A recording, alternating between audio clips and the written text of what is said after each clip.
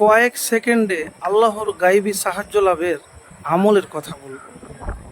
কঠিন সমস্যা মহাবিপদ থেকে মুক্তির দোয়া এবং আমলের কথা বলবো।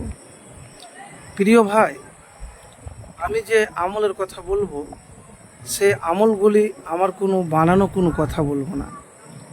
আমি 3টি আমলের কথা বলবো, এই আমল একবার করে দেখতে পারেন। 1 নম্বর আমল হলো আল্লাহর কাছে দোয়া বা প্রার্থনা, মুমিনের হাতিয়ার। দুর্দিনে খারাপ সময়ে আল্লাহমুখী হওয়া, আল্লাহর কাছে তওবা করা, ইস্তেগফার করা, তার কাছে প্রার্থনা করা মুমিনের বৈশিষ্ট্য। এরশাদ হয়েছে, বরং তিনি আর্তের আহ্বানে সাড়া দেন যখন সে তাকে ডাকে এবং বিপদ দূর করেন। সূরা নামল আয়াত নাম্বার 62। তো আমি যে আয়াতের কথা বললাম সূরা নামল 62 নম্বর আয়াতে আল্লাহ সুবহানাহু ওয়া তাআলা বলেন, যারা যখন আল্লাহকে ডাকে, কোনো বান্দাবান্দি যখন সে তাকে ডাকে এবং তার বিপদ দূর করে দেন। তো প্রিয় ভাই, এটা ডাকবেন কিভাবে সেই কথাটা আপনাকে বলবো। তো পবিত্র আগে হতে হবে, গুনাহ থেকে পবিত্র, মন আপনার পরিষ্কার লাগবে, আপনাকে মুত্তাকি হওয়া লাগবে। এবার বলবেন এগুলি তো জানি। দেখেন, জানা জিনিস আলাদা আর মানা জিনিস আলাদা। এখন যদি মনে করেন যে আমি ঢাকার বড় বিশ্ববিদ্যালয়ে আমি চাকরি করব বা আমি প্লেনের পাইলট হব, তো এইগুলি কাজ করতে গেলে আগে প্রশিক্ষণ দরকার, শ্রম দরকার, সেই জ্ঞান আছে কি না, তারপরে তো আপনাকে নেবে।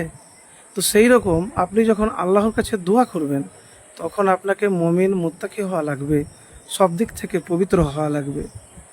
2 নম্বরে হলো নামাজ আল্লাহর সাহায্য লাভের অন্যতম মাধ্যম। আল্লাহ বলেন, তোমরা ধৈর্য ও নামাজের মাধ্যমে সাহায্য প্রার্থনা করো, এটা বিনীত ছাড়া অন্যদের জন্য অবশ্যই কঠিন। সূরা বাকারা আয়াত নাম্বার 45। হুযায়ফা রাদিয়াল্লাহু তাআলা থেকে বর্ণিত, রাসূলুল্লাহ সাল্লাল্লাহু আলাইহি সাল্লাম কোনো কঠিন সমস্যার সম্মুখীন হলে নামাজ আদায় করতেন। সুনানে আবু দাউদ হাদিস নাম্বার 1319। তো নামাজ এর মাধ্যমে আল্লাহর কাছে চাইবেন।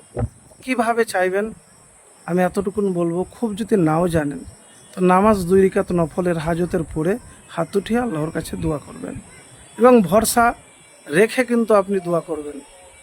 3 নম্বর যে আমলের কথা বলবো, ইখলাস বা নিষ্ঠার মাধ্যমে বান্দার আমলের মূল্য বেড়ে যায়। আপনার আমলে ইখলাস লাগবে।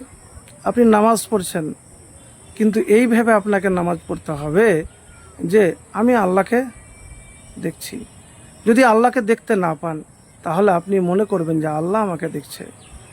আর ইখলাস একবারে আন্তরিকতার সাথে বিশুদ্ধ চিত্তে আপনাকে নামাজ আদায় করতে হবে।